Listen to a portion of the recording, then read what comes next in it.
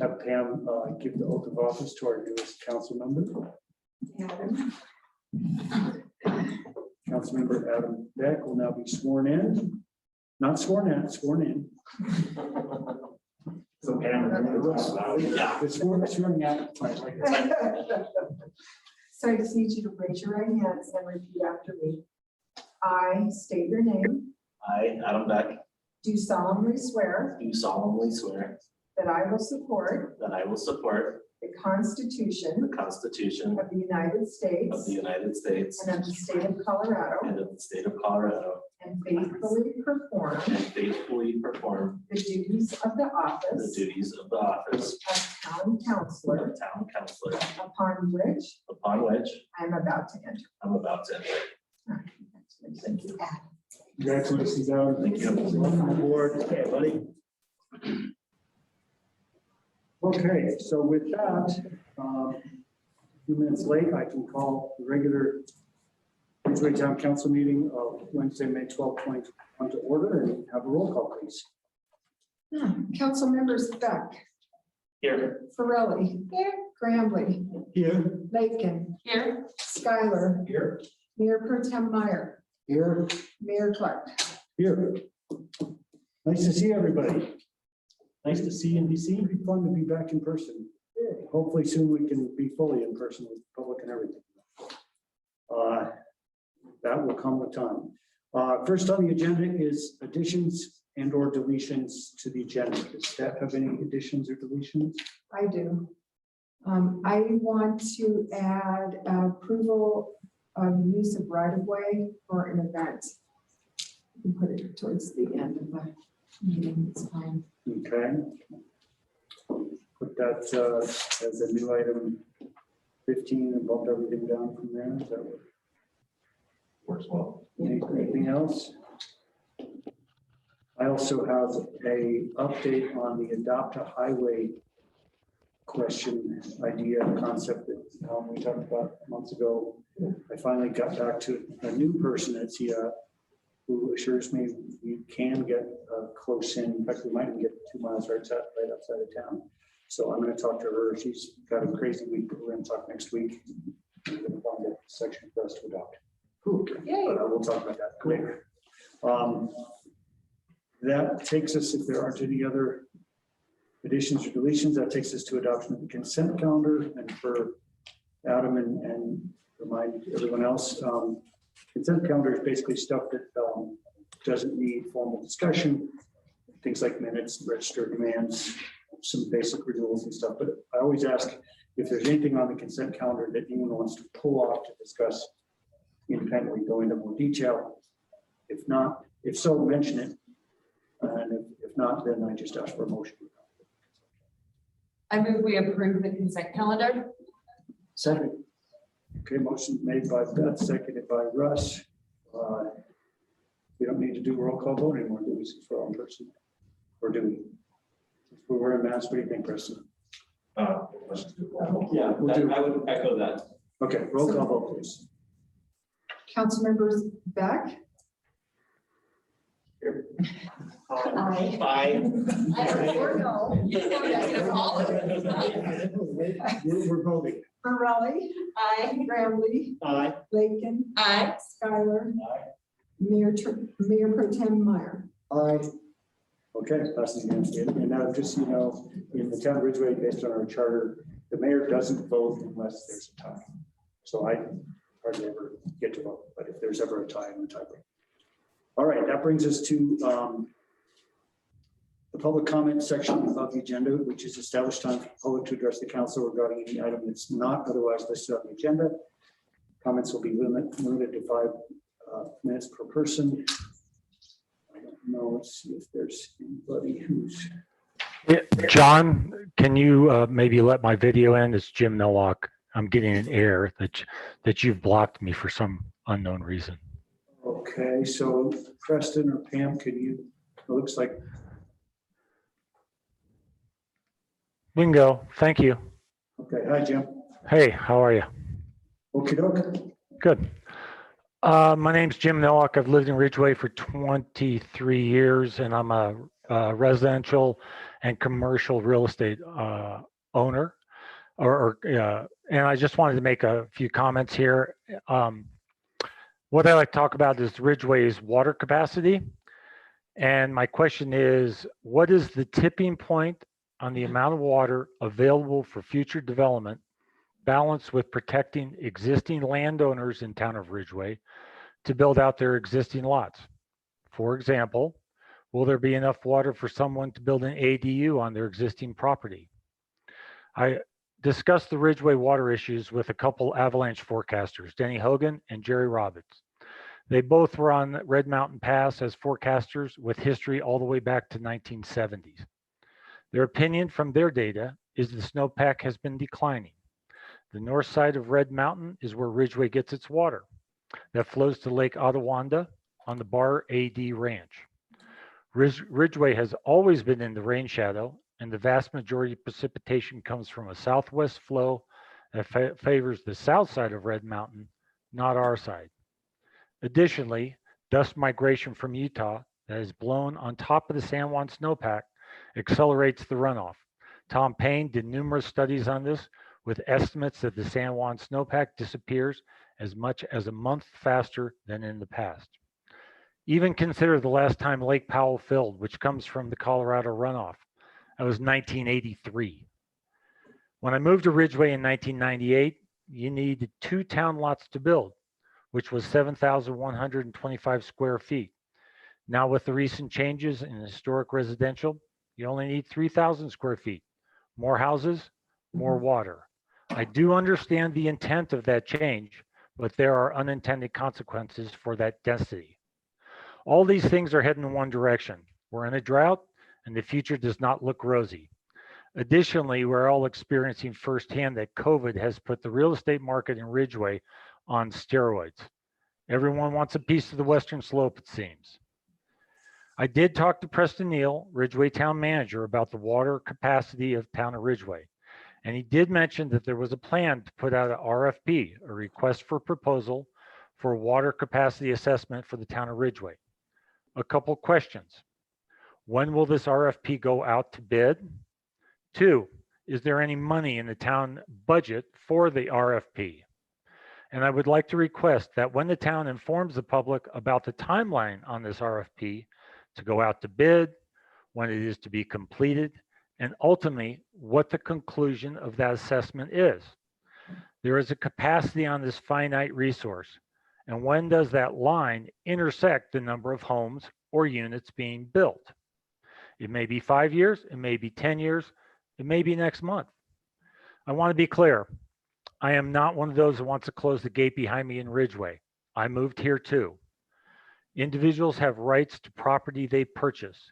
The town and its citizens deserve to be informed so accurate decisions at the town level can be made and its citizens can be informed. Ridgway, when I sat on council, in my opinion, has always done a good job of looking forward around the corners to protect the gem we call home. When it comes to water and impact, sound data and creating a strategic plan with our water capacity will only protect our community, which we all love. Thank you. Thanks, Jim. Your points are all well taken. We're all very conscious of how dire the drought is and the forecast for our water future. I guess about the only thing I can say in response at this point, and anybody else on council can chime in as well, is that we've always been proactive. That we did a major expansion of Lake Ottawanda several years ago. I believe more than doubled its capacity. But certainly the outlook for our water supply is not rosy. So your points are taken, and I don't think we necessarily have answers tonight to your questions about when the RFP for a water study would go out, but you can rest assured that the public will be kept fully in the loop as we always do. Yeah, Mayor, if I may. Yeah. That RFP, Jim, we spoke the other day, that RFP is slated to go out. I'm hoping by the end of the week, at the latest, early next week. We solicited feedback from a couple sources at least, and Joanne's in the room here, we're looking to get that finalized here soon. And then the other question about money in the budget for that type of assessment, there is money in the budget for that. And I'm forgetting off the top of my head what that amount is, but that was budgeted for in 2021. And Thank then, you. can I make a couple of Yeah. comments on that too? On our list of things to do as council is revisit our landscaping requirements, which also has an impact on water use. Additionally, more houses on more lots is actually less landscaping space, so encouraging that density in town rather than sprawl elsewhere in the county. So there's some compounding feedback effects in there where it's gonna go one way and another way, more units, but less landscaping. And that's on our to-do list based on our master plan. Less irrigation. Yeah, good point. Anyone else want to chime in on this one? All right, thanks, Jim. As I said, Yeah, thanks, John. I'll stay in touch on this. You know, obviously we all are concerned and appreciate being proactive, but you know, we want to make sure and try to figure out where those lines intersect and respecting new and existing landowners. yeah, no, I think the words carrying capacity need to be thought of a lot more openly and frequently these days. So the point is not one that we aren't aware of, and we will continue to take it seriously. So thank you. You bet. Take care. Thank you. Yep. Anyone else in the audience want to address council on an item that's not already on the agenda? And like Jim did, you can just unmute yourself and let us know who you are if you do.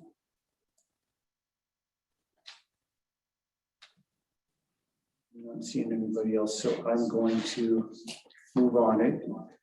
There'll be opportunity for you to comment later if need be.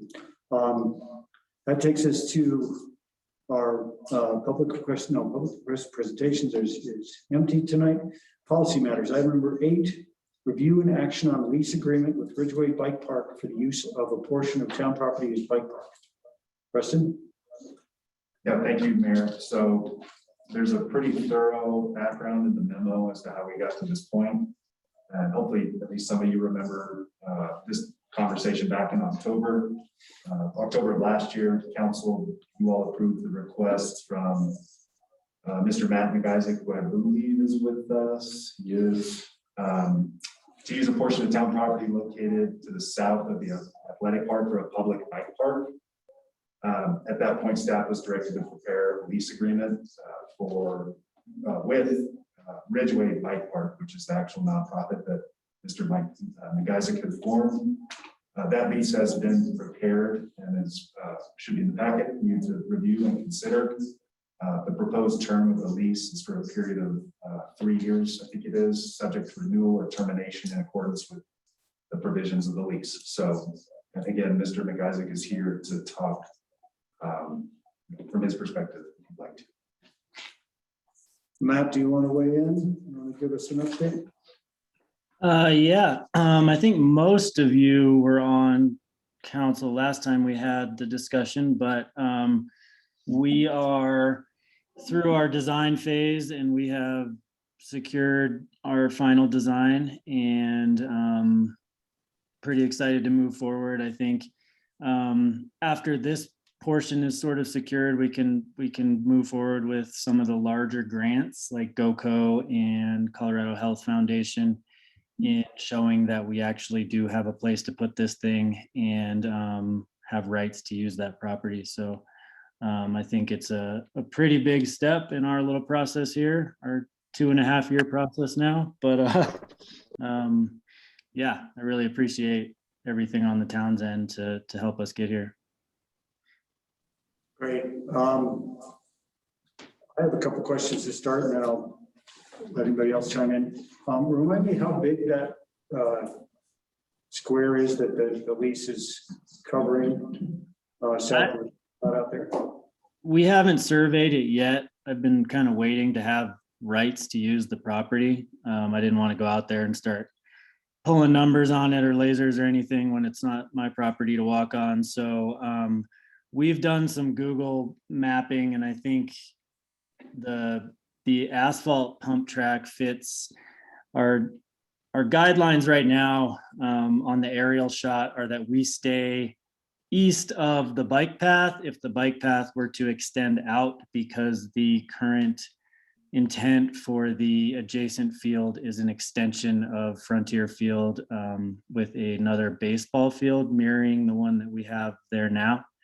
I did originally ask to use that entire area because I do think that the potential for a destination bike park right there is huge. You've got a little bit of gravity going downhill.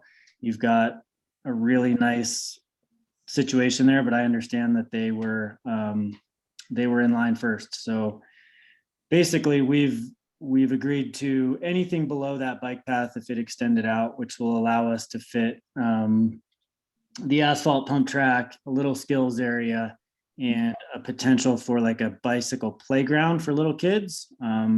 Something to kind of separate users and keep certain skills out of other people's way. So you don't have the little kid on the balance bike like we do now trying to roll around in the skate park with a expert level skateboarder coming out of nowhere, and that's nobody's fault. The problem is we just don't have enough places for these kids to branch out. And I do have, Preston, I don't know if you have that link, but I do think that the Crown Mountain video gives a really, really good idea of kind of like how that park could look in a few years if we focused on outdoor areas for these kids to sprawl, because we have a ton of outdoor space, but we don't have a lot of attractions besides the skate park to have them go. They constantly get in trouble for riding in the tennis courts. Anywhere they go, they're told to go back to the skate park. It's because we don't have anywhere for them to go. A 10-year-old, a 9-year-old doesn't want to ride the rat, and that's really our only place to take bikes. So that's kind of where we're at. And as far as the exact space, I'm not sure exactly what it is. I can look at my plan. I didn't have it pulled up here, but we have full intention of staying below that bike path at this point. Okay, thank you. And if I may, Matt, I don't have that link. If you share it with me, I'll share it with the rest of the council. Yeah, I'll send it to you right now. Great. And then I'm sure you noticed, or maybe everyone did, the exhibit to the lease I drew in paint. So, I mean, I didn't survey, but it's just a big black box. So it's not scientific. So we may need to hone in on that a little bit. I'll have everything as soon as this part's done. It'll be a little easier for me to go out there, and I can get a machine out there and grade, and then we can stake it and really get an idea of our layout at that point. That's fine. I just want to make it clear that the reason I asked, and honestly, I don't remember discussing another baseball field, baseball diamond, backing up to the left field line of the existing one. Honestly, there've just been a number of discussions in the last year or two about potentially using some of that property for affordable housing. So that's Okay. That's my concern, is that we keep whatever we can in potential there. But I'm fully supportive of this project nonetheless. So, yeah. I think the only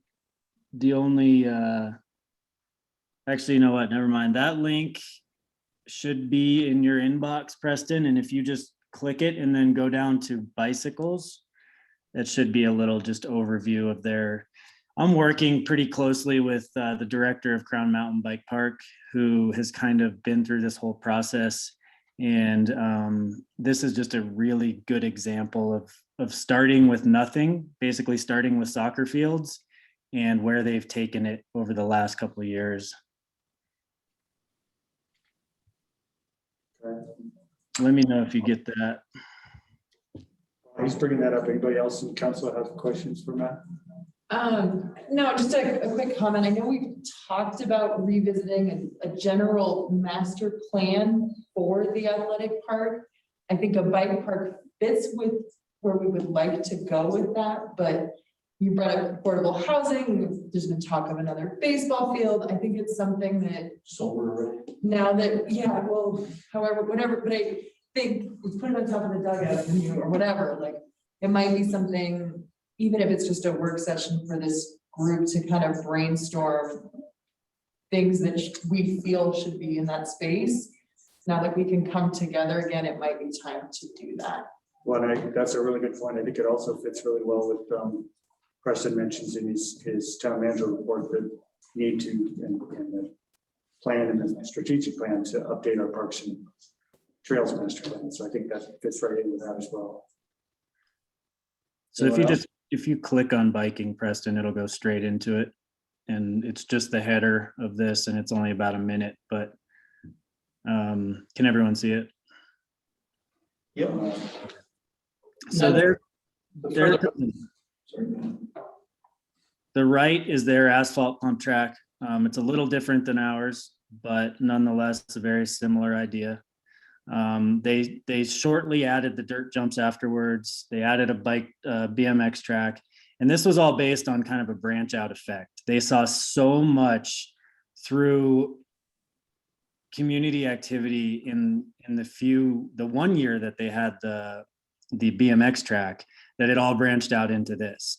And there's really no rocket science behind any of this. It's just good trail crews and a lot of good contractors to get this going. And it's also right within their baseball, soccer, and lacrosse community, and it's thriving. I mean, Nate was telling me that they have people that are driving out to Basalt area, El Jabal area, whatever you want to call it, Carbondale, that have heard about Crown Mountain and are coming there as a destination because of this bike park. And he's like, there's people staying overnight just to ride the jumps. There's people coming to see the pump track, and they managed it really well.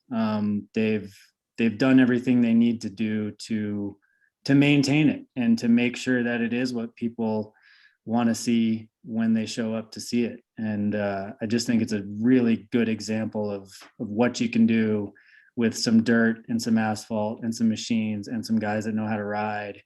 And it also, it makes the town another place for people to come and stay and spend money and hang out and ride the rat and let their kids ride the bike park. And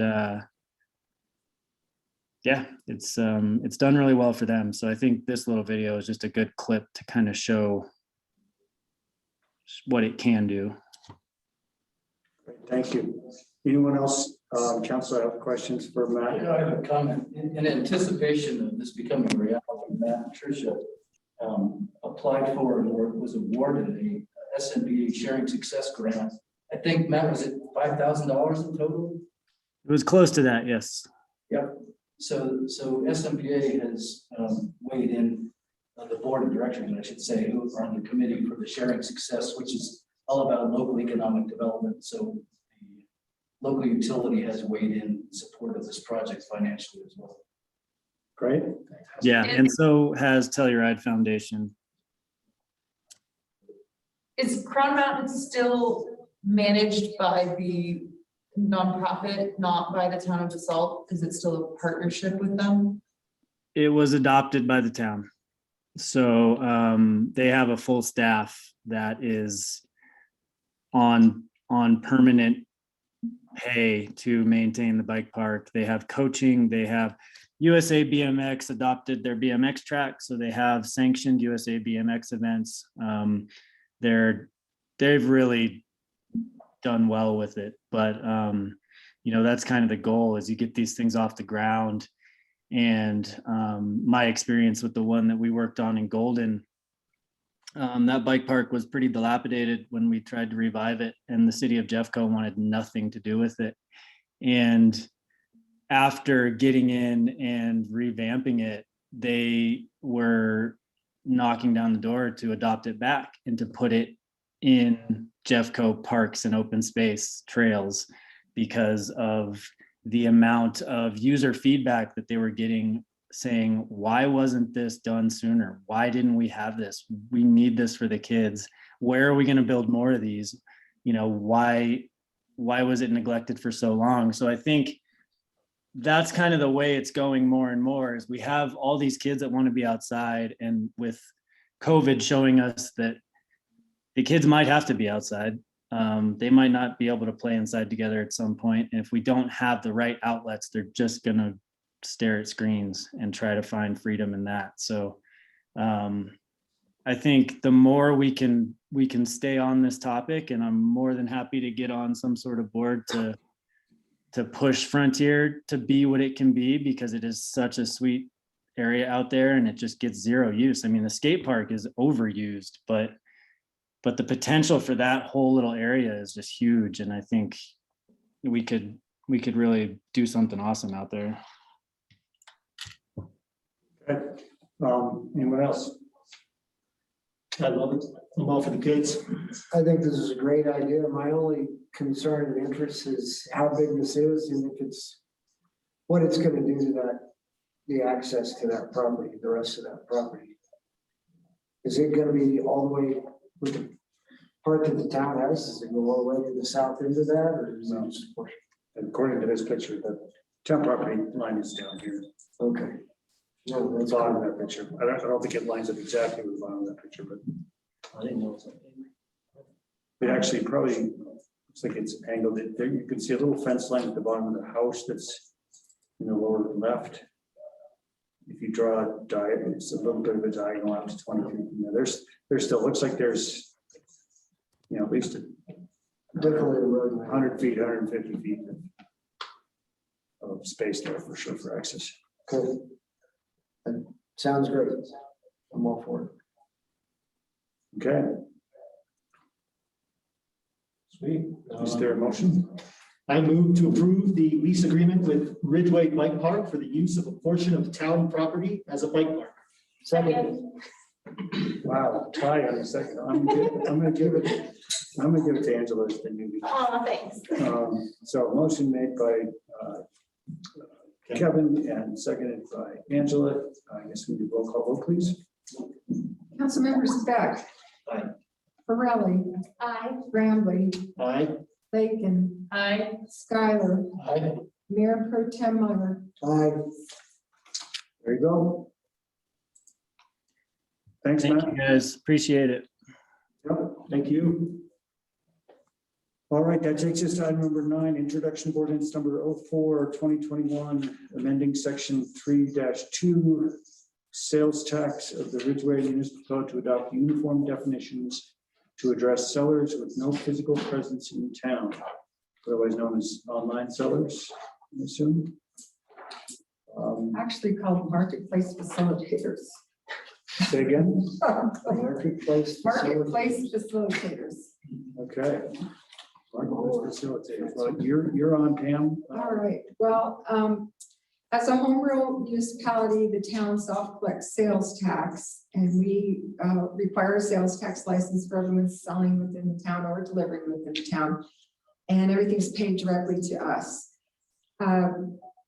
Based on being home rule, we've been asked to and have become involved with a CML program that started in 2014 to work to address simplification of sales tax across the state for mostly for large marketplace sellers like Amazon. So sellers that remit to many jurisdictions throughout the state. There was confusion based on languaging, different jurisdictions calling things different names. Also locating exactly where jurisdictions were when they were selling out of state. So these things have been worked on at the CML, with the Sales Tax Simplification Committee that was formed back in 2014. And then the state legislature has passed a number of acts to adopt regulations towards this. So we've been participating at the town level. We entered into what was a standard uniform tax simplification agreement with the Department of Revenue late in 2019.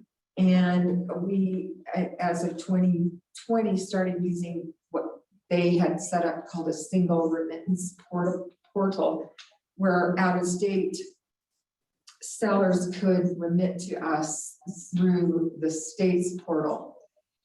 And so CML is now asking that all municipalities adopt a ordinance which adopts the same languaging. So it just makes everything across the board easy for these remitters. So this is just the last piece in our process.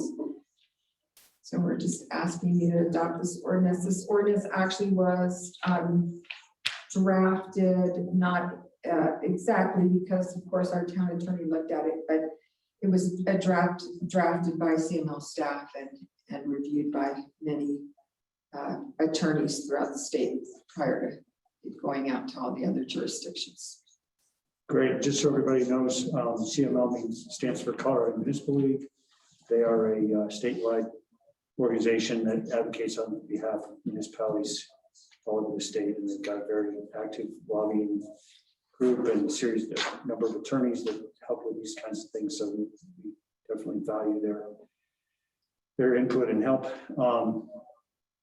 So I guess I'd say, and again, for the newbies, our process for ordinances like this in the town of Ridgway is that initially the first meeting we introduce them.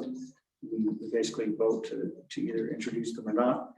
And then next month we will have a public hearing to vote on adoption if it's successfully introduced tonight. Having said that, is there anybody on council with any questions about this? Just to make sure I understood that, we've already done any modifications we would need to do on our end in order to.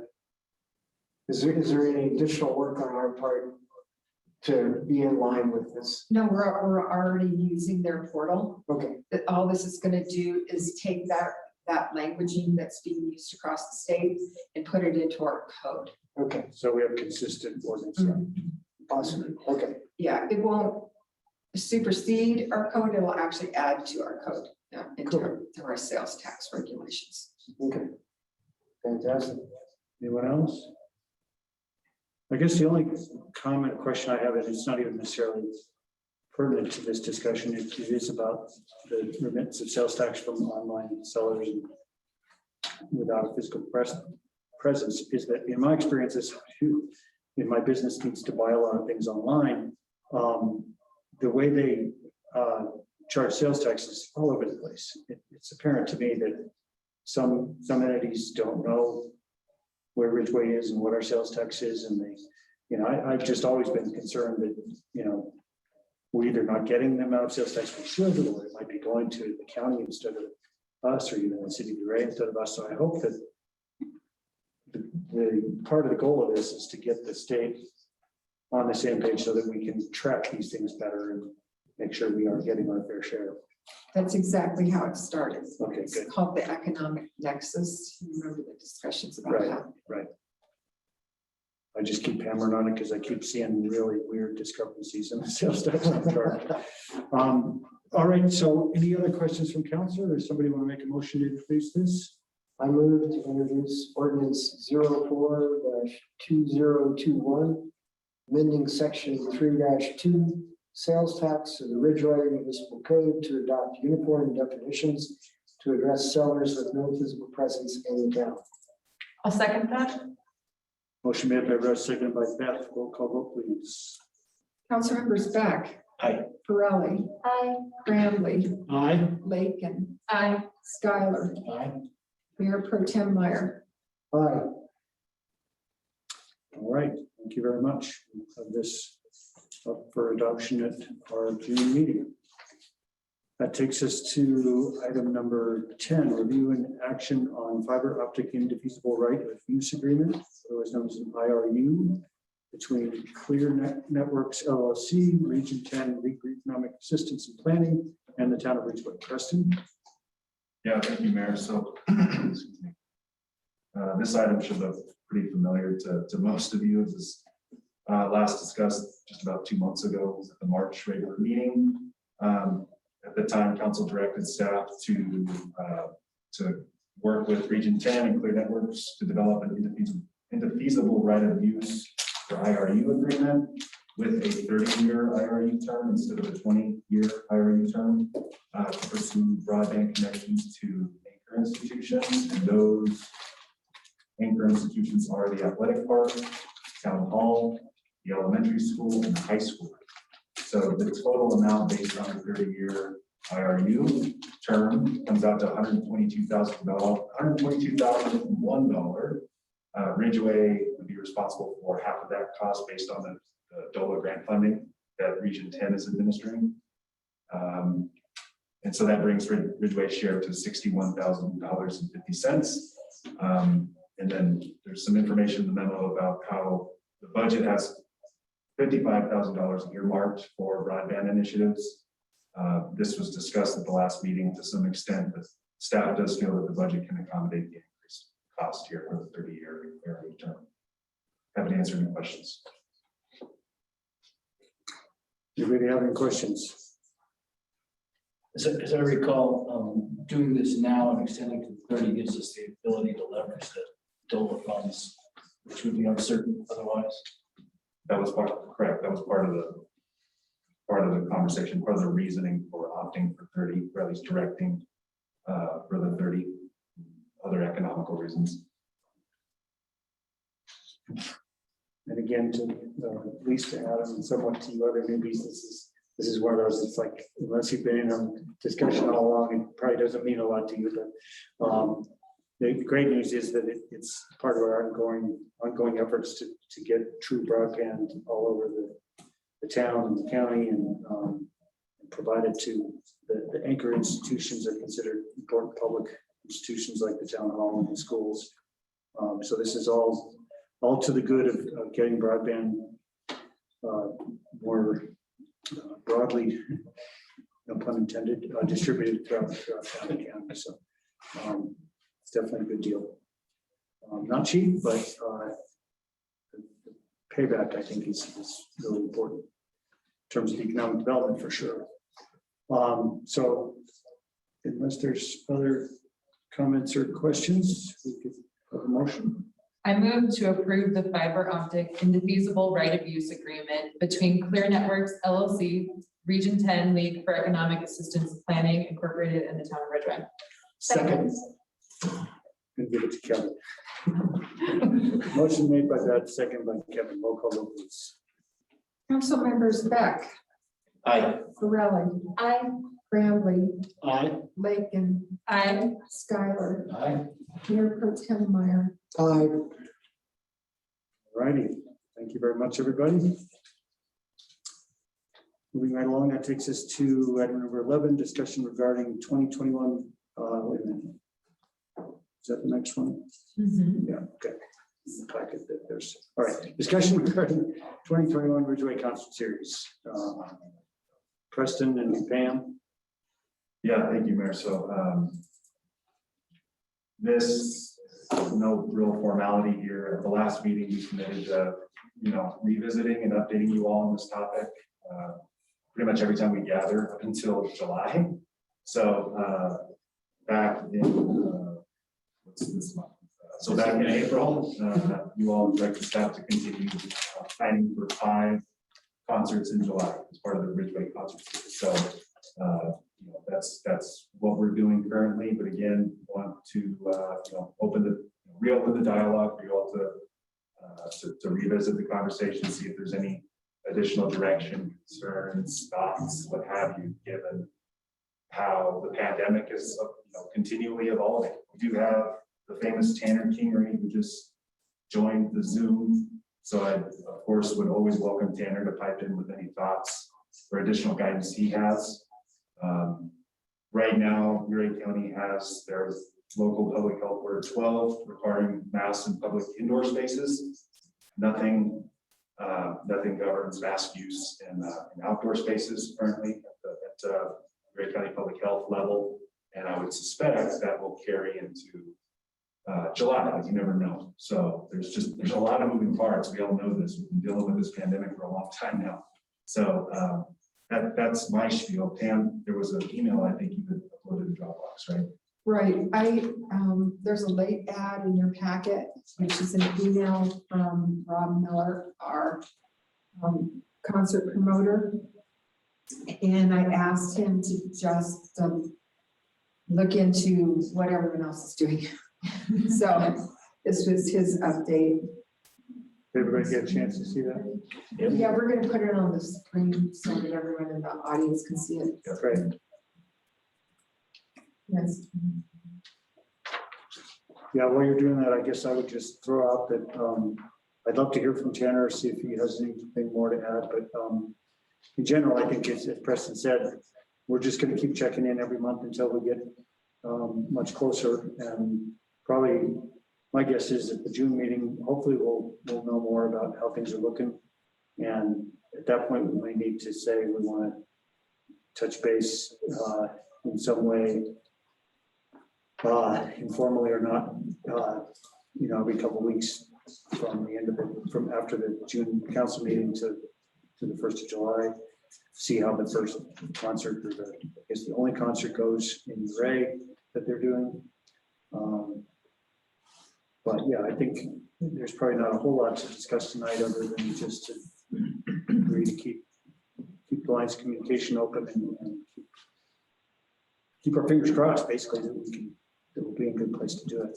Well, why don't we go ahead, staff, do you want to, or I guess the letter's up on the shared screen in Zoom that Rob Miller, my promoter, shared. Give everybody a chance to read that for a second.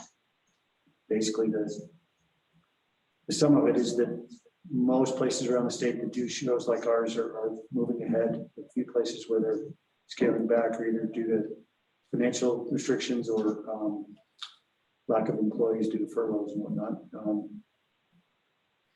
Any questions from council on this letter?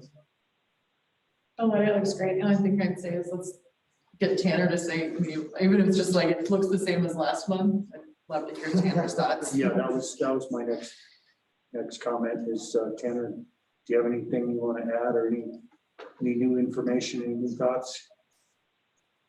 Sure. Good evening, everyone. Thanks for the invite. I think you guys are spot on. I think it's wise to see how it goes, see what happens in Uray, see what is going on with Telluride. Their festival season's coming up. See how they handle things. Could be good examples that we can learn from. What Preston just pulled up is my go-to. It's CDPHE's guidance for outdoor events, which includes concerts. So these are my recommendations that I usually go to. It does have 6-foot distancing there, highly recommends masks. A couple bullet points down there, but yeah, I think you guys are right on track and have a good approach, but I don't have a whole lot to add. Cases are low. We haven't had a case in a week. I think this vaccine is doing its job and doing a really good job of keeping people from severe illness and keeping people out of the hospital and keeping cases down. So yeah, I think we're on the right track. Great, thanks, Tanner. Hey, can you update us on what the status is of beds and stuff at Montrose Hospital? Sure. I could pull that up if you give me a minute. I have that spreadsheet. Yeah, basically, I was just curious because I was in Montrose today doing errands and wearing my mask, and mask compliance was probably a little less than I've seen recent visits to Montrose. Seems to be going down. And somebody I ran into at City Market actually told me they'd heard that Montrose Hospital was having a surge of some sort, that their beds were filling up, and I hadn't heard that, so just curious. Yeah, my last report was from the 6th, so a few days ago, but I'll get a new report here tomorrow. But Montrose Hospital had 2 COVID patients in the hospital. Let's see, how many ICU beds? ICU beds are currently available. No one in the ICU for COVID. But yeah, looks like 2 patients. as of May 6th were hospitalized for COVID. So at least 6 days ago, it wasn't as bad as this person had heard or whatever. Okay, that's helpful. Thanks. Anybody else on council have questions for Tanner? Chris, can you scroll up? Like go up the Just page. a half a page. Stop right there. Maybe down a little bit. You want to see the vendors, employees? Like I saw something about dancing in here. Oh, yeah, it was in the first part. Oh, No more than 10 people dancing together. oh, Pam, how you gonna manage? I saw that too, and I kind of just chose to go like this. Yeah, I think dancing is strictly limited to adults. Dancing parties must be 6 feet from there. Huh. Well, So something that I think Sue brought up last meeting about the concerts was ending them by dark. And is that something that you guys have been discussing? Because in terms of infection rates, you know, UV light kills the virus, and when it's dark, obviously we don't have that. And also just sending people home, or, you know, getting people who've been intoxicated a little bit home before it gets dark or something like that, maybe would be beneficial. I don't know. I mean, Tanner can weigh in, but outside, daylight versus nighttime, Yeah. is pretty negligible. Okay. I don't know if you ever. Yeah, I think it's more about one of these bullets right here, consider shorter event duration times, and it's more about limiting the need for patrons to use the same restroom, same facilities. Probably enforcement is going to be harder when it gets darker as well. So I think that's more what the concern is.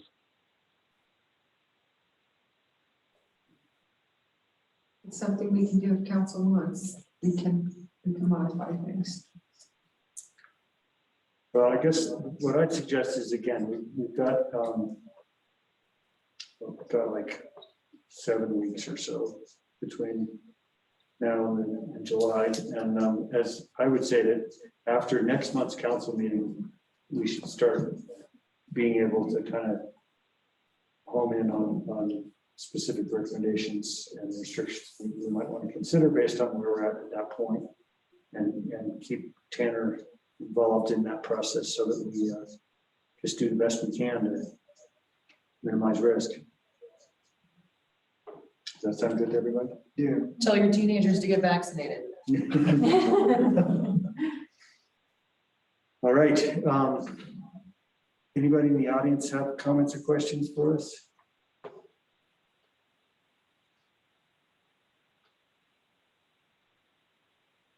Thanks, Tanner. Really appreciate you being here for this. No problem. Thank you, guys. Have a good evening. All right, I don't see anybody's hand up or anybody getting unmuted, so I think we're good on that item. So we will move on to. A question, John. Was the request for the water leak and sewer adjustment Ridgway, was that? That was under the consent agenda.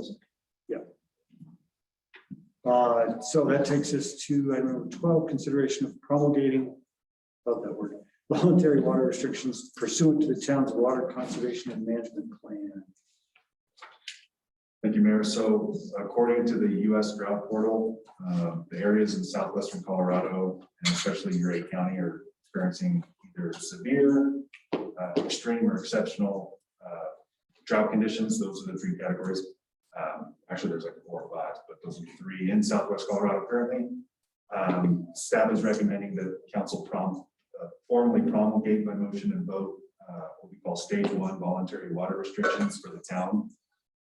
If the restrictions are put into effect, the town staff will use all of our communication channels to promote those restrictions on a consistent, or aim to on a consistent basis, and then encourage residents to dwindle their water use. So we did broach the subject, and Angela, you can talk about this. We did talk about it with the Parks, Trails, and Open Space Committee a little bit. They collectively strayed from making a recommendation formally, but I think, and correct me if I'm wrong, it seemed like everyone was kind of on board with moving forward with this. And then John, the Youth Advisory Council, we solicited their feedback, and the general consensus was yes, this is a good thing. So Yeah, I think this just follows up on Jim's Noak's comments earlier. Things are really kind of scary out there. And I think this is the very least we can do at this point. And I definitely think that even more important is that we make a really conscious effort and broad effort at educating the public about just how important this is. I think we also need to stress that some of us weren't even aware of this when we talked about it last year, that if you hear the fire siren go off and your water, and turn off your sprinklers, turn off any outdoor water you're doing if you hear the fire siren go off. That's always been the case, and I just think it wasn't probably known. Anything the paper can do to help us get the word out about how important this is would be really appreciated, obviously. And I just think it's going to get a whole lot worse before it gets better, probably. So I personally envision us going to mandatory water restrictions at some point unless things really change, which it's not forecast to do. So anybody on the council have anything to add or questions, comments? No, I mean, Jim brought it up, we're in a long-term drought cycle and we've had years of more water. And so I anticipate voluntary restrictions being an annual ask. Yeah. And complying with voluntary restrictions can help keep us from moving to the stage 2 and 3 mandatory restrictions. Because in the past, we have seen our residents in years where we have implemented voluntary restrictions, we have used more water. So complying with mandatory restrictions is important for being part of the larger community and keeping us from those more restrictive measures. I agree. Anyone else? I think that's something that we talked about in the Parks, Trails, and Open Space committee. We talked about water restrictions, also using like water-wise plants, and I know that that's something that the town is doing in terms of the landscape ordinances, trying to move towards allowing plants that use less water. So I think that that's just a really good idea that kind of meshes with this and the future that we're looking at in terms of our water supplies. And I totally agree, Angela. I think as important as updating our landscape requirements for new construction is doing a really comprehensive education program that lets existing residents know ways they can do a little tweaking on their landscape so they are using water-wise plants and doing everything they can to minimize their need for irrigation water at the same time while keeping their yards nice. So I see Sue's iPad. I'm guessing that's Sue Hush. Yep, that's me. Thanks. Thanks, Ange. And yeah, we talked about that on the Parks and Open Space Committee. We also talked about, and thanks, Preston, too. We talked about putting a little tip on every month's water bill about saving water. But Aaron at Horizon, who's also on the committee, has some stats on how little plants and lawns can save water. And to Beth's point, that was one of the big discussions we had was, the fact of watering more because you're going to have restrictions isn't really effective. So we, the Parks and Open Space Committee, talked a lot about the education portion of this because, and I know Paonia is doing it and KVNF is running WaterWise kind of tips all the time, all day long. And so I'm hoping that that's something that we can do locally too, even like poster like 10 top tips to save water, kind of things.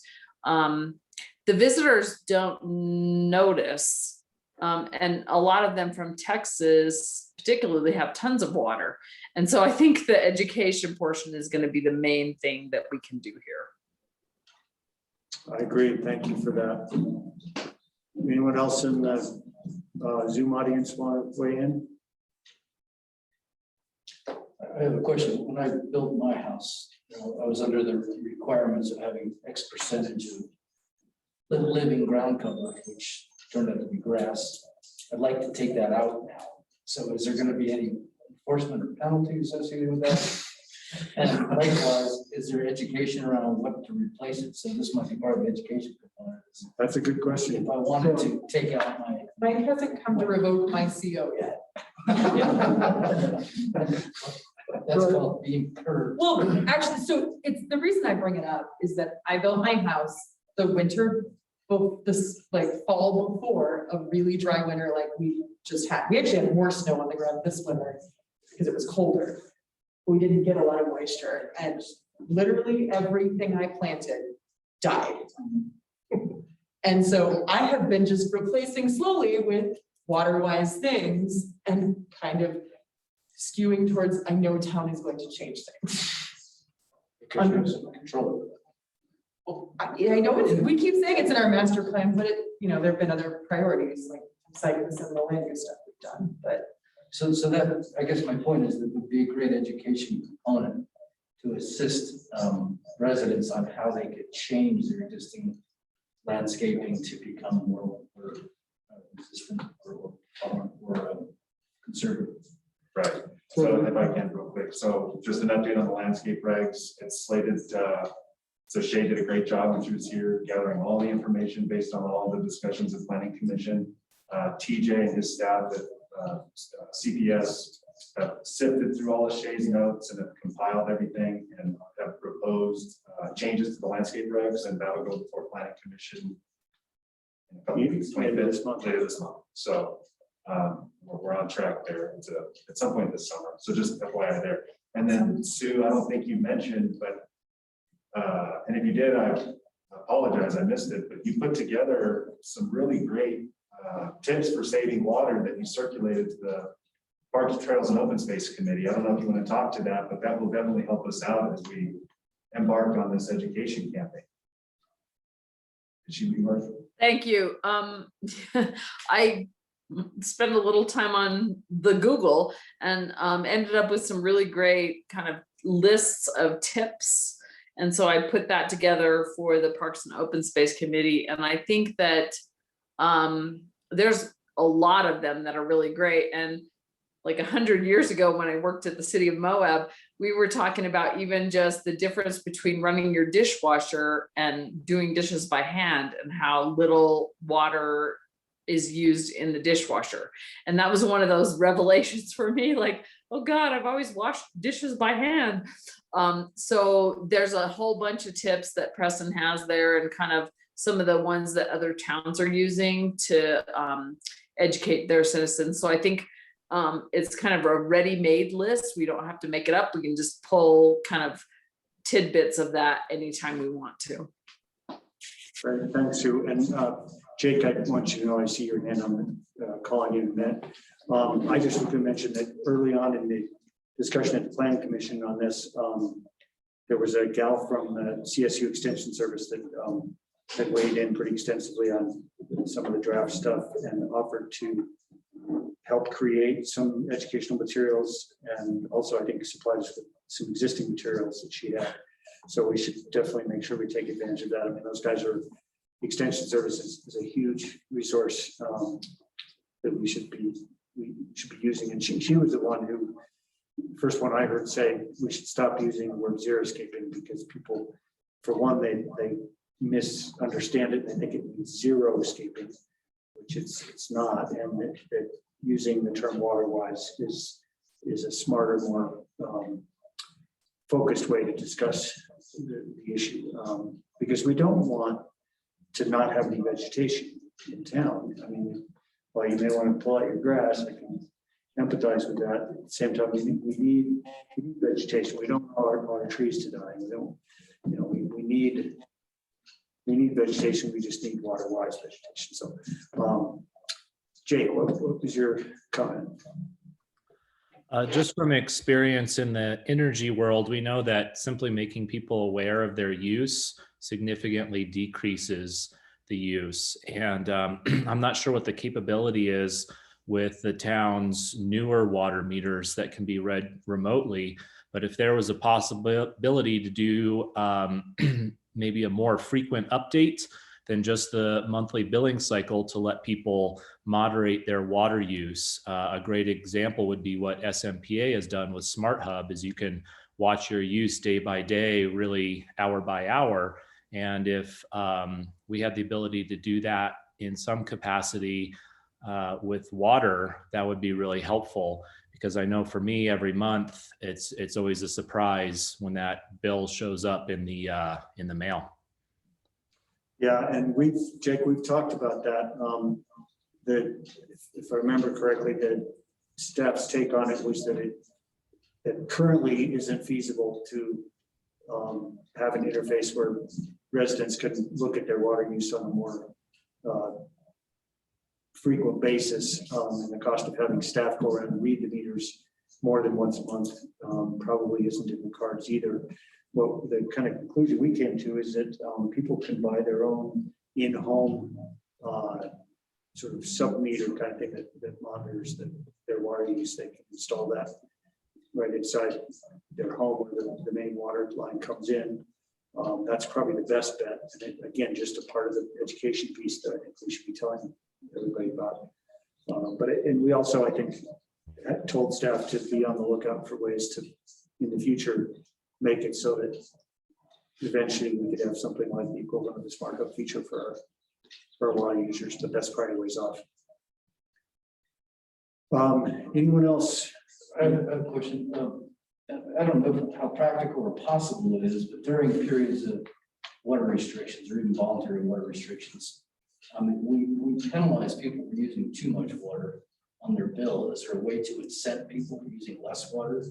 Obviously, by using less water, they're costing us less, but is there some sort of bonus or incentive that we could, if they use below X, they get a $5 discount on your bill, or there's something along those lines, provide an incentive so it's a positive reinforcement rather than negative reinforcement. So when we went through the water rates discussion, we ended up deciding the imperative was to set the base rate as low as possible, but give a reasonable allowance. And the idea, like, yeah, it would be great if you give me a bonus as a That single. was during non-drought. No, it was with an eye to our drought conditions and our water costs. So the idea was, yeah, you could give me a single person discount because outside the summer months, I don't come close to my allotment.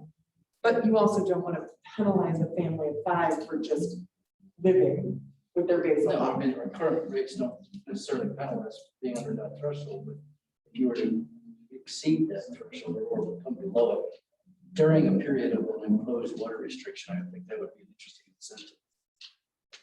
Yeah, I just don't know where we'll get the money for that. Basically, we're trying to pay for the cost of supplying the water. I mean, what comes to my mind when you said that is an incentive that's not tied to water rates at all, that they somehow we find a way to fund a gift card to a market or something like that. Yeah.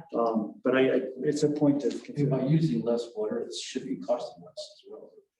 But we the do have a cost of the fixed water is cost. based on what it costs us to provide Yeah. to treat it. So I feel, having sat through those water rate discussions and heard the pain on all sides, like, what we are asking here is for those places where you can reasonably trim and think about, yeah, is my lawn gonna be green all summer, or prioritizing maybe young plants that you're trying to get established over things that can take a little more drought stress. I worry, considering the whole context of those discussions, who's gonna feel like, I'm just trying to keep my landscaping alive, and so now I don't get this gift card. I just feel uncomfortable with that. yeah. So The only other thing I wanted to throw in is the Land and Water Commission that I'm serving with has got an educational group. And they may have some educational materials already pulled together, so I can link on them and see what they might be able to do and help us out with.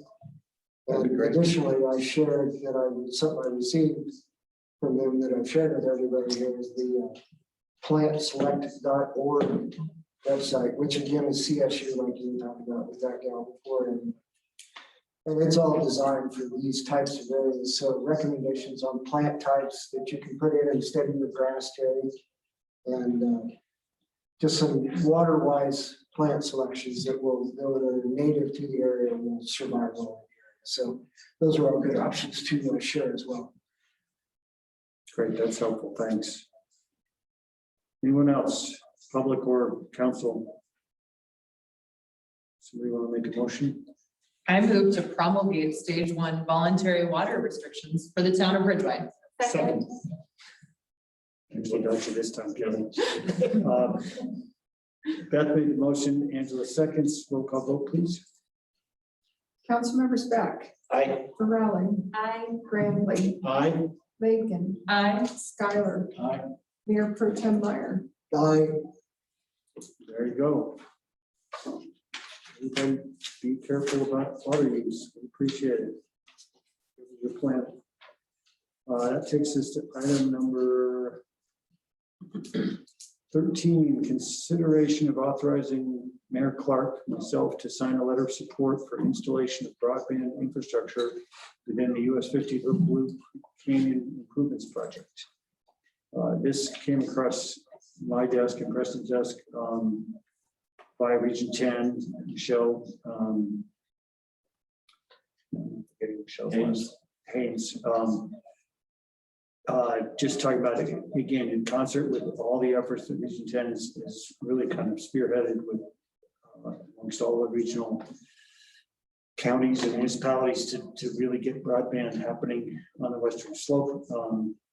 It sort of came across their radar that with the major project that CDOT's doing on US 50 to Blue Creek Canyon there, that they should be putting in conduit for fiber there. And so she Region 10 sent a letter and then asked if all the Region 10 municipalities and counties would also submit a letter. So that's what this is about. And I believe we have a letter in our packet. Yes. So pretty much a no-brainer. Just hopefully we'll get someone at the state to be willing to pay, put up this small amount of money compared to the cost of that entire project to put some conduit in while they're doing it. Absolutely. Great idea. Sounds like a great idea. Is the other route via different? It's not through that same area. The other fiber route that they lost in 2020. I believe it was. I don't remember. It either is through a different route or it's. Can't remember. Do you remember, Preston? Or you may not have even been. No, you were online then. I'm sorry, I can't answer the question. That's okay. It's a good idea. I just want to make sure we're not putting all the eggs in one basket there. Well, the point of this is it will create a solid redundancy that will keep that isolation from happening again. Okay. Yeah. Cool. Well, and those communities are going to be impacted by these closures, and this is a great way to kind of pay it back to them. Certainly. Yes, help out anyway. Yeah. Sounds good. What do we need to do to approve that? Just be a basic motion. Motion to approve John Singh's letter to Governor Polis. Yep. For broadband infrastructure with the US 50 Blue Creek Canyon Improvement Projects. So moved. I'll second that. Moved by Russ, seconded by Beth. Roll call vote, please. Councilmembers Beck, Aye. Rowley, Aye. Graham, Aye. Lakin, Aye. Skylar, Aye. Mayor Pro Tem Meyer. Aye. Great, thank you, everybody. The next item, actually, we've got two additions. The first one, the new item 15 is the late ad about, what was it, Pam? Oh, what about the scholarship? Did I pass that one by? Yeah, 14. Oh, sorry, yeah. Update on annual council scholarship to local high school seniors. For those of you who don't know, many, I don't know, how many years ago, we first did a $500 scholarship. The next year we bumped it to 1,000, and we've been doing it for 10 years now. Probably. And this year we only got one applicant. I shared it with Beth. I don't think I'll mention her name tonight just because we'll give her a nice surprise at the event next week, which I will go and supply. So I can get with you, Pam, to have a check made out, but we do have a recipient this year and very deserving. And I just love that we do this every year. So that's basically that on that one, unless anybody has any questions. No, I'm just gonna second as a teacher and a council member, you know, $1,000 scholarship and a vote of confidence from your town is a really, really cool thing that Ridgway does. And I think we should continue to do it in the future. It's a lovely legacy. Yeah. One of the cool things we do is we ask the applicants to write an essay talking about what they've done in the way of being involved with their community as they've grown up here, however long they've been here. And it's really sweet to read the essays that these kids write. And it really, to me, it emphasizes in a really cool way what a great community we have and how much our community nurtures our kids. And every one of them, I mean, I think it was last year, we had probably 6 or 8 applications, and every one of the essays was just brought tears to your eyes. How they talked about how they loved growing up here and how much the community meant to them, how it nurtured them, and how it inspired them to give back. So really cool thing. All right, moving on to the encroachment, is it, Pam? It's actually an application for use of parks, facilities, and right of way. Oh, And that's it's in your packet. I put it as a late ad. Right. So this is a request from Sally Joe, who owns the vault. She's moving into Lupita's building. And she wants to bring back Lupita's parking lot sale. Of course, it won't be as big as it used to be towards the end of the years that we did that. She's going to be using the property that's owned by the person who owns the building, which is in front of the building, but she's making an application to the town to use South Railroad Street from the corner where the sidewalk is, from the corner at Cimarron Coffee down. There's past Cimarron Coffee, there's a dumpster there, and she said it'll probably be about halfway from there to the end. Not all the way on. Not all the way. Okay. And she just wants to use those parking spaces so people can set up there and then people can walk along the sidewalk to access them. And that's south of the dumpsters. It's both north and south of the dumpster. All the way from, So if Front you of if we Cimarron. cross the street right now to go to the coffee shop, as soon as we hit the sidewalk, Okay. past Cimarron to where the dumpster is and a little bit past that. That's what is similar to Coffee have to say? Good question. I would imagine she talked to them. She's in the building with them. Yeah. Yeah. I would imagine, he's supportive. I don't know if she's on the call. She had to work, but that's the request from on Friday, May 28th, from 9 to 3. Is it, I don't know how big of booth she's offering, but just because we were scrolling through the CDPHE guidance that Tanner was showing us, if people actually could set up on the sidewalk side and allow, I don't know if we could lend cones or something so there was walking space outside. Sounded like trying to keep people from being congested on a sidewalk moving around was best practice. And Railroad Street seems plenty wide to flip that around so they're facing east with their booths so that there's plenty of room to move around. Is that possible? interesting. We could. The thing about Friday is that's also farmer's market. So we'll have traffic on that. It was just, I'm okay with I that. think anyway. for It's outside, but safety reasons, she was thinking keeping people on the sidewalks and not in the street. Would it not be safer to potentially look into the idea of closing that portion of Railroad Street? but that's what Pam's saying, it's farmer's market, there's a bunch of people in town. Okay. I mean, we lose a few parking spaces along that, but at the same time, it would be a pedestrian sort of type deal walking back and forth from.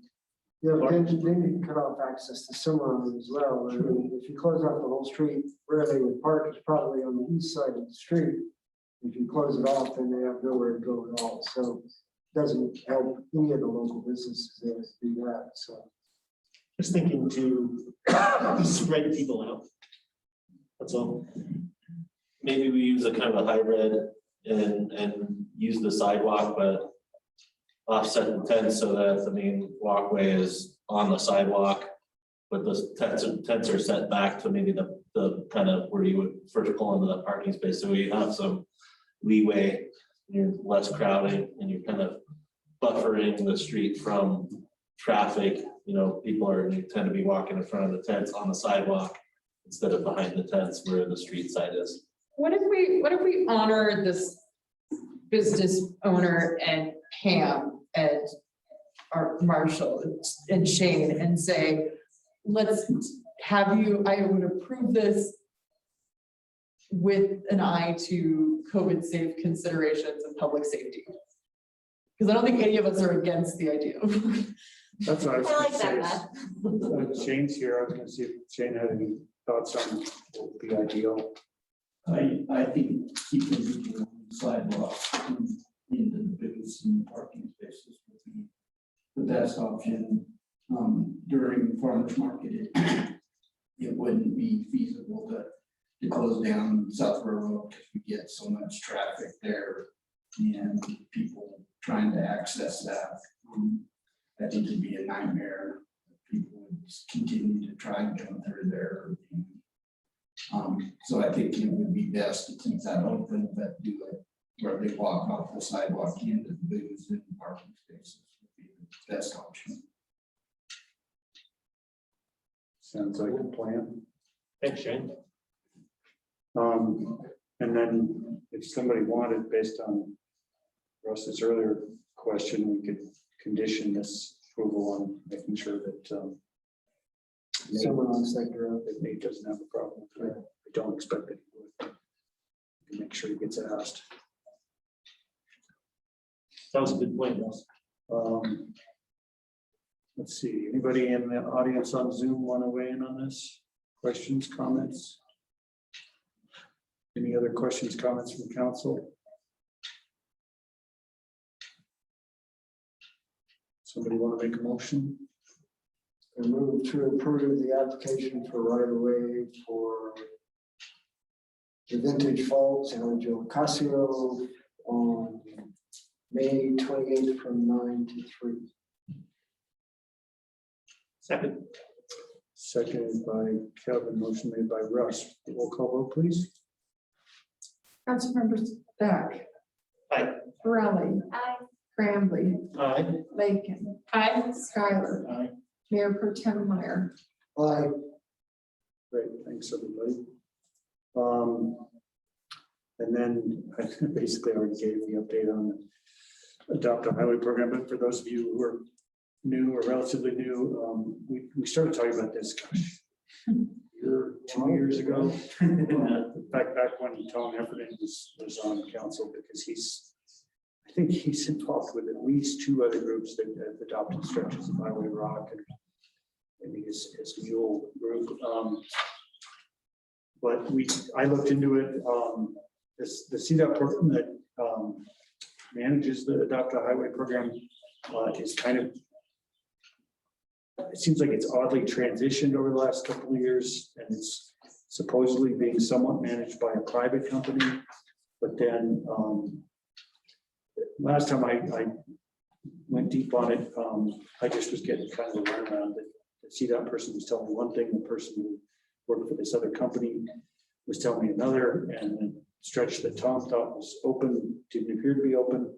I got an email or a voicemail from Tom sometime in the last month or so, saying that he, in his dealings with the CDOT and the program for the stuff that he does, found out that there was a new gal coordinating it for CDOT, and that she had us on her spreadsheet as wanting a spot, wanting a stretch to take care of.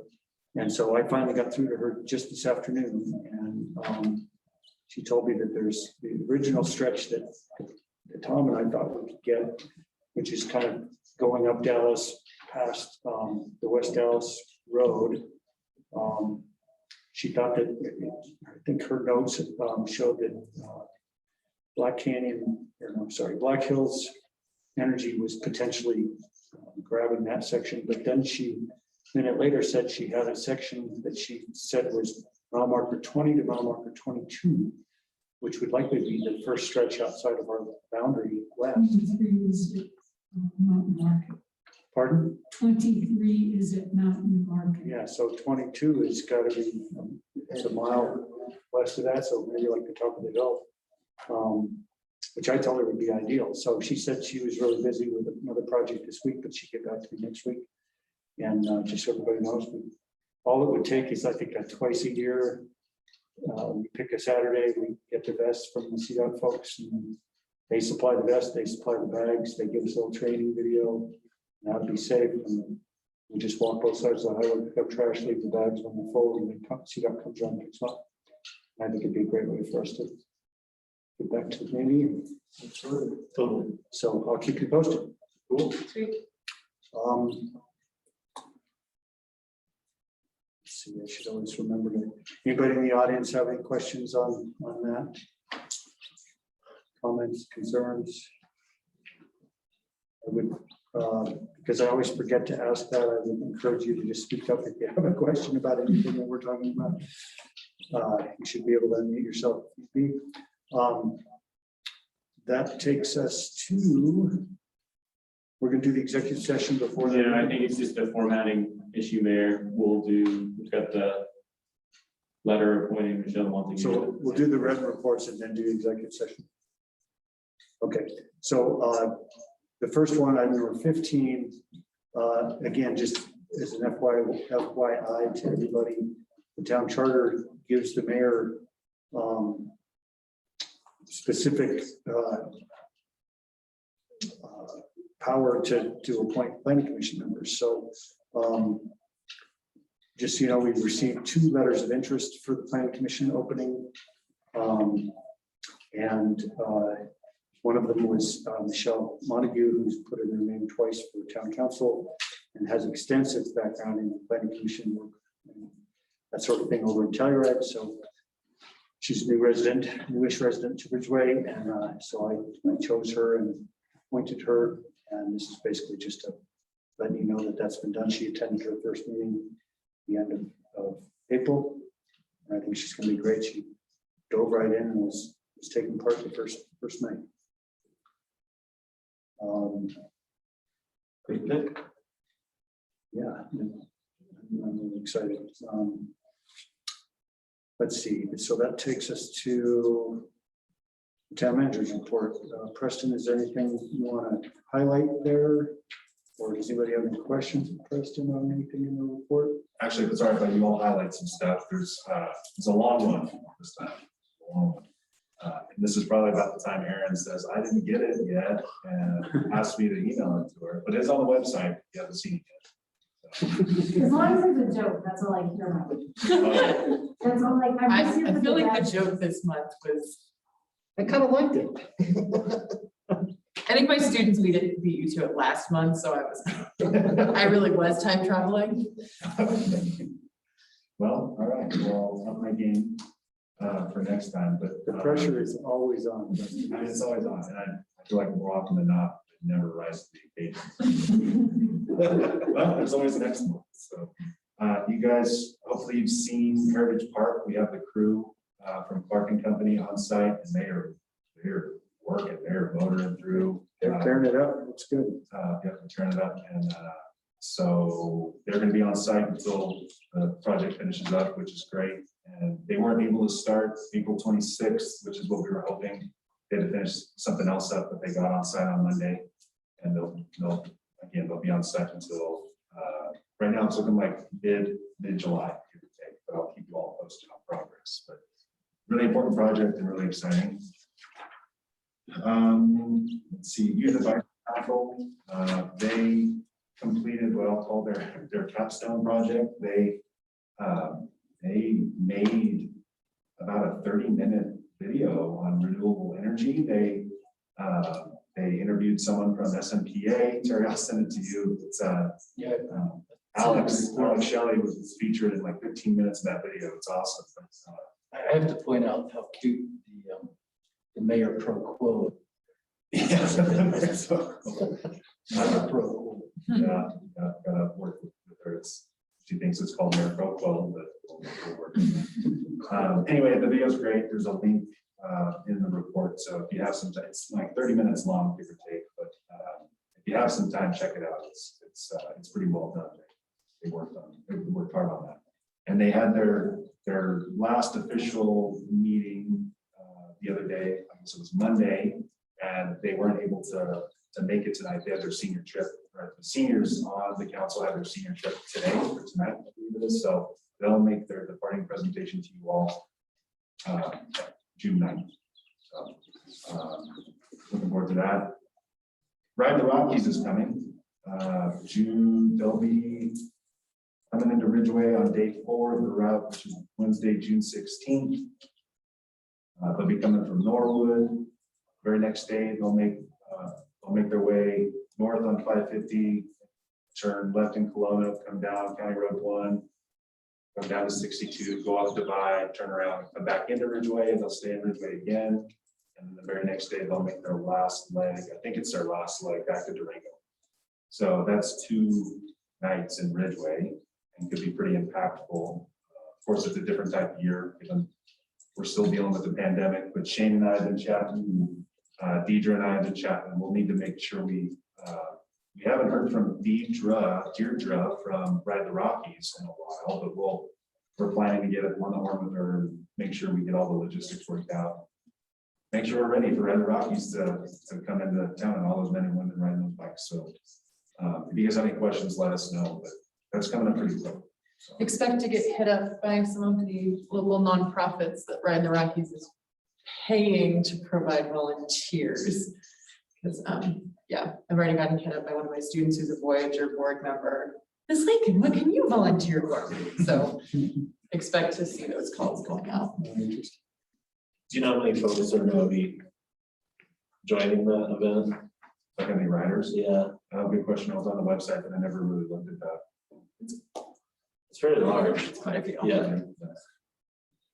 Street grading is underway. Mike Jenkins is doing his thing on the grader, evening out the unpaved roads in town. So that'll last through the end of May. The new street sweeper has arrived, and Mike spent all last week sweeping the streets, and I've never seen the man so happy. And I'm genuine when I say that. I haven't even been here that long. So I think Pam would agree.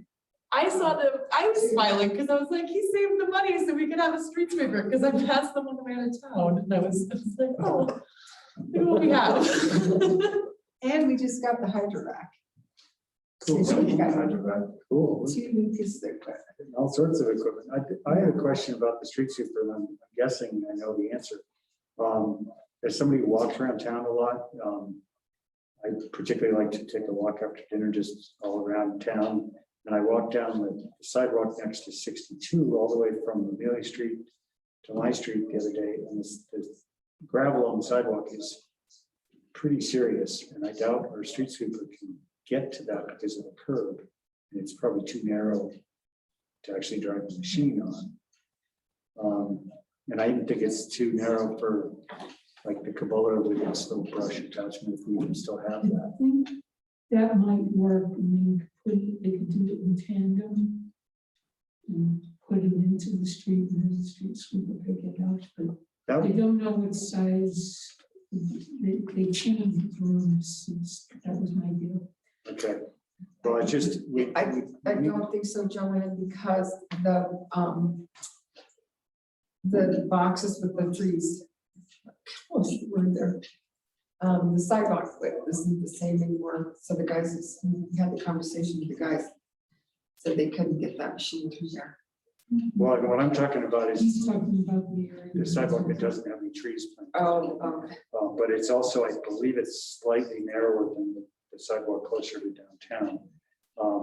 We need to figure out some way to deal with that because it's. And it's just gravel on the sidewalk. Yeah, it's just a lot. Chat and figure out ways to do that. I don't think the sweeper would stop there. Yeah. I know the new sweeper can't, but I just think we should try to figure out some way to deal with that problem. And I feel bad, but for those of you who don't know, this is Joanne Fagan, our town engineer. Sorry, I should have introduced you. And then back here, this handsome gentleman is Shane Schmaltz, our town marshal. And of course, Bo, my future. Of course, so he's over there. Bo Maryland town attorney. Thanks, Preston, for doing that. I have a couple more things to highlight. Sorry. Go ahead. To be lengthy, but mentioned the Parks, Trails, and Open Space Committee met last week. They appointed, or nominated, and appointed Dave and Judy Jones to participate on the committee. And Rob Austin actually informed the group that he's looking to step off and start doing other things. So FYI there. And then I want to mention the Parks and Trails map update that's been in a couple of updates here. But during the Parks meeting, we really good conversation about how this map is intended to be used. And I couldn't exactly answer the question, which was interesting. It's been an item on the strategic plan since I started here, just simply to update the Parks and Trails map. And I don't know how many of you have the background, but we don't really have a Parks and Trails map. I found something from 2012 that still says draft on it. And it's not really, doesn't conform to our brand elements. It's not really aesthetically pleasing. But my thought was that we would simply be highlighting parks, town parks, trails, and amenities, and using it at the staff level for folks who actually come into town hall and inquire about what there is to do in town, because we certainly get that throughout the course of the year, especially summer months. So wanted to, and Angela could talk to this too, because she raised the question at the Parks meeting, but really wanted to hear from you all about how you envision this map that we're looking to update, how we should be using it. Does that make sense? Does the Chamber of Commerce get involved with this? Or are they supportive, or should they be managing it? Or is it more of a town function? Yeah, that's a really good question. They haven't been, I guess there's no real good answer, but they haven't been part of this initiative so far. I suspect they would, be on board with it, but they have their own materials that they disseminate through the visitor center. If John and Russ, correct me if I'm wrong, there was some discussion, we need this in terms of really laying out what proposed developments are including on the river area overlay, in terms of applying for things like GoCo grants and having kind of the larger vision of our park system. And I feel like we've had discussions, particularly around some of the parcels over here in easements and access, and there was reasons we were kind of waiting until, so I feel like it had some administrative planning purposes for the town. You mean in terms of, in terms of what's the purpose of this Parks and Trails map? yeah, I think, for anyone who was around when we were doing the river overlay zone and all the controversy around that regarding trails and stuff, I think it was pointed out then just how important it is that we keep that thing up to date and we have a plan that potential developers and properties all around town can look at and see when they start looking into developing the property. So I think does that answer your question? No, well, I was just trying to think of what we had discussed in the past, the purpose was. Yeah, because I think that some of the people on the committee had just were like, is this for public's use or like people who are visiting so that they know where like trails are, or is this for like internal use? I think of it as being like the parks map addendum to the master plan. Yeah, I think it's a bigger picture thing than, it's definitely for public use, but it's not, I think a subsequent part of the process would be to create something of a more compact public information tool for visitors to know what parks are where and how to access and what trails are for the public. But the point of this process is to really go deep on looking at where we have trails and parks now, where we might like to see them in the future, Connectivity, I mean, there was a lot of talk during the river overlay discussion about how to plan for connectivity of existing trails, where there are trails now. Most of you probably know that there's been talk for decades about trying to connect the Riverway Trail all the way from Uray to Montrose, and that's obviously a much bigger thing, but that's a good example of the kind of planning that we want to keep doing. I'd love to see it on a digital version, like a quick, easy button on the town website, so a guest visitor could boom, hit it up real easy as they're walking around town. Is it on the town website or on the chamber site? I would picture it on the town website. Okay. And I mean, it should be on both, the chamber website. Correct, that is the right link link. to the town. Well, it seems like it would fit under the things to do, like on the Well, I think chamber site.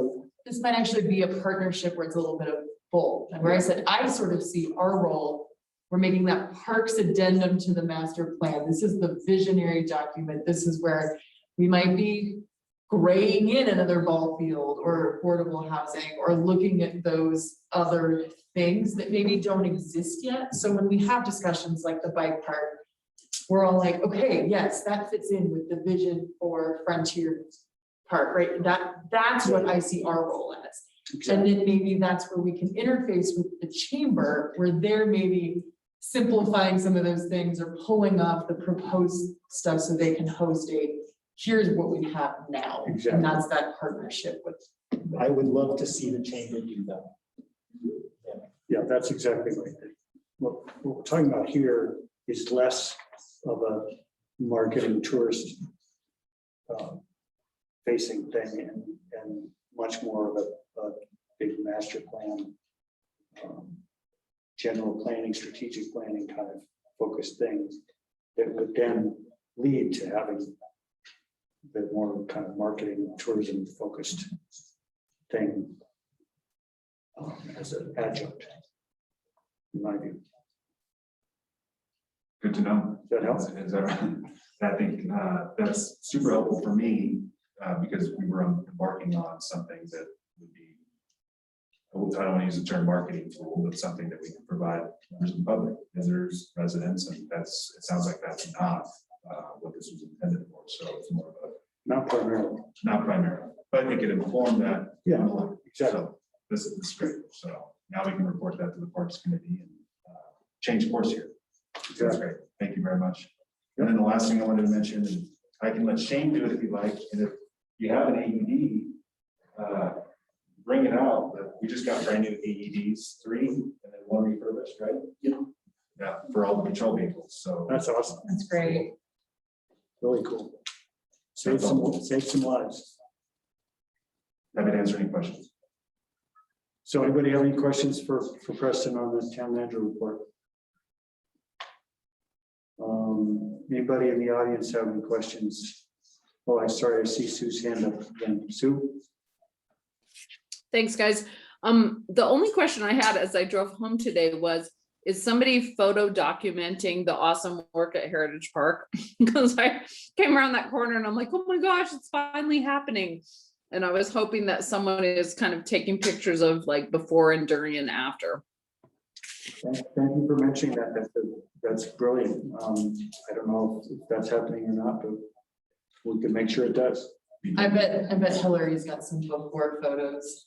Certainly. As part of the like focus group. I bet there's some. Right, yeah, we do have those photos. I took a photo on the day when they started and we can start documenting it.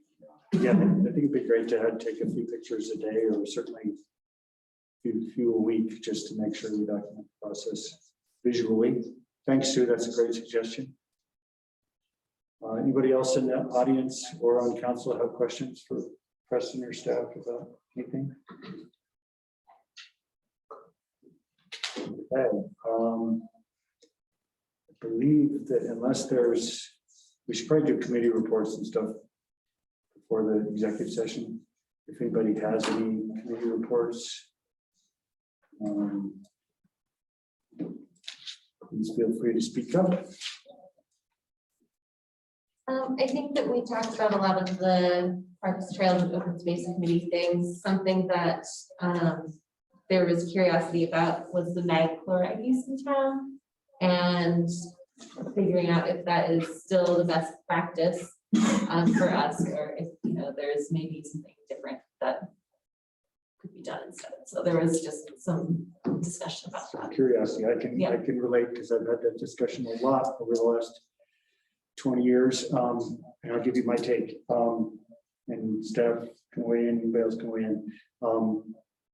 The issue is basically dust. And if we don't mag chloride or use something like mag chloride, then we have a hugely dangerous, serious health problem with dust that would otherwise require at least a water truck to go around quite frequently, especially as dry as it is. And we don't have the water to spare to do that.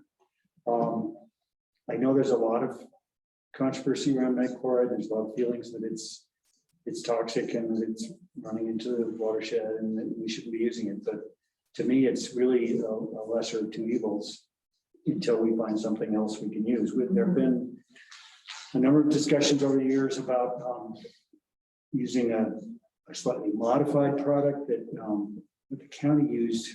One year the county used something that had wood lignin in it, I think. Joanne, do you remember? We've tried the lignin product too, and it didn't hold up. Right. And it really, part of the problem with mag chloride in any of these products really is they work best when they get a little bit of moisture now and then. And when we don't get any moisture, it dries out and it starts turning into dust itself. It holds up way better than the roads would hold up by themselves with nothing but water. I guess all I can say is that I certainly have always empathized with the concerns, but until we can find an alternative, it's sort of like the best thing we've come up with. I don't know if anybody has anything to add, or I assume, Joanne, if there was another product that was using, we'd hear about it. Follows up on all of the leads he gets on the products. What was that? Mike follows up, every time somebody brings up, have you looked at this? He looks at it. We've tried, I think, 3 or 4 different products over the years, and they don't hold up the same way as mag. If we don't get any rain, what they try to do is get a little bit of water on it to keep it active. Yeah, I know. On the busier streets, we don't do that on the residential. Right, I know. I definitely saw the water truck going around more than I can remember last year in the past, compared to the past. But so yeah, we're trying to do the best we can to balance it with, if you've heard of PM10, particulate matter less than 10 microns, that's the health issue of the dust from dirt streets. I mean, ideally, the best solution would be to chip seal all the streets in town, but that's huge. Right. And actually, I had an interesting discussion with one of the new owners of Ridgway Office Supply yesterday. I went in and finally introduced myself for the first time in a long time. And he just, I forget what the discussion was. It was there was another customer in there and he was talking about the paving and of downtown.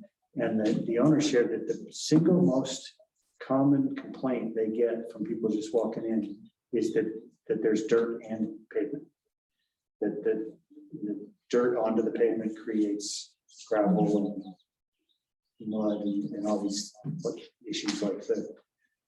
Of course, the gravel on the sidewalks along 62, I'm guessing, is from CDOT doing ice and snow control. But anyway, I thought that was really interesting. In the past, before we did the downtown project, we heard nothing but complaints about paving the streets at all, and now people are complaining there's not enough of them to pave. So you just can't win. But I mean, that's strategic plan wise. What we've always talked about is somehow trying to find a way to chip seal. And I don't know if we've looked very hard at, with all this stimulus money that's happening in this infrastructure money, whether there's a way we can at least get Amelia Street help get Neely Street done sooner with some of that money. Certainly should be looking at that where we can. But hope that. Yeah, no, that does, and then I can report back to them. So that was perfect. Thank you, John. You're welcome. And so the other piece is John's PM10 is like the big stuff that falls out here, but the Meg also helps keep down the PM 2.5, which hangs out and is really, really irritating for people. So It's good to know. I just remember the PM10 discussion until way back when they were first paving their streets. But, okay. Anything else in the way of questions, comments, committee reports? I'll ask one more time of the attendees via Zoom, and then if there aren't anything, then we'll do our executive session.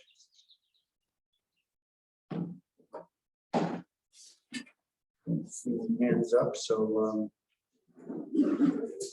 will you give us the citation, please? Yeah, that'd be great. Mayor, if we could get a motion from a council member to go into executive session pursuant to 24-6-4024B for the purpose of receiving legal advice regarding enforcement of the town of Ridgway municipal code and uses within the residential zone district. A second component, Colorado revised statute 24-6-4024B for the purpose of receiving legal advice regarding the Ridgway wastewater treatment facility, and a third issue, Colorado revised statute 24-6-424B for the purpose of receiving legal advice regarding the Ridgway Space to Create project.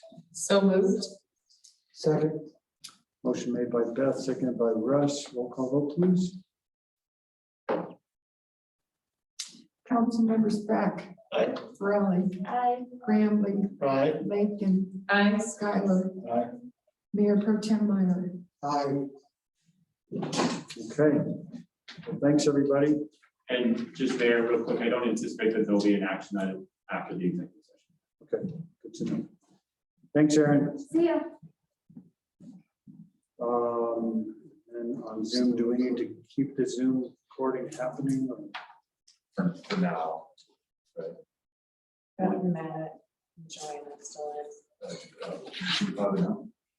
Oh, you mean for the reading? For the recording. Oh, for the recording on the, before we do the. And no, because we would just do that separately with the recorder. You want to record it? No, I gotta set it up. we can just do it through the Zoom. That's fine. That's okay. We'll just do it. So everybody that's on Zoom that's not on council needs to sign off because we're doing an executive session. Looks like that's just Matt at this point. So Matt, are you still there?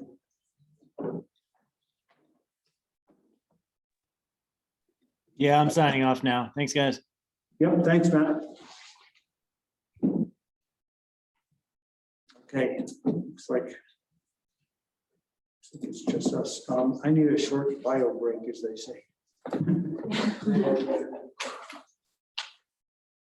It's good. This is, I mean, I try to do as much prep, but it's, it's one of those things where you're in it, you don't really. Not sure what you're. Yeah, it's, I did a big commercial control presentation for a customer probably 3 weeks ago. And it's one of those, I even practiced, I had a nice outline of points, I did, and I had, specifics below it, but it's like a PowerPoint, you don't try to read the PowerPoint, I use that as a prop and then kind of go through it, but it's, the conversations are always doing this, so trying to bring it back in, that sort of thing, but there's gonna be some learning, but I'm excited. Yeah, good. I try to just manage the acronyms and make sure you. And I encourage all of you to just raise your hand and just go, what does that mean? Yeah. You want more background on me, then just ask. Okay. It's called. For sure. Are we ready? Right. Okay, Yeah. There we go. I'll take her away. I think I can guess what. So, are we ready? Yep. All right. This is an executive session pursuant to 24-6, 402-4B for the purpose of receiving legal advice for three separate issues. One, with respect to enforcement of the Town of Ridgway Municipal Code and uses within the residential zone district. Two, with respect to the wastewater treatment facility. And three, for the purpose of receiving legal advice regarding the Ridgway Space to Create project. I caution each participant in the executive session to confine this discussion to the stated purpose of the executive session. If at any point in the executive session you feel like we're going outside the proper scope of the executive session, please interrupt the discussion and make an objection. With that, it is my position that the purpose of the executive session constitutes privileged attorney-client communication. Therefore, I'm recommending that there be no recording kept of the executive session. Okay. All right, and so we are out of executive session, and the agenda is complete. So unless I hear any objections, I will declare our meeting adjourned. Thanks, everybody. Huzzah.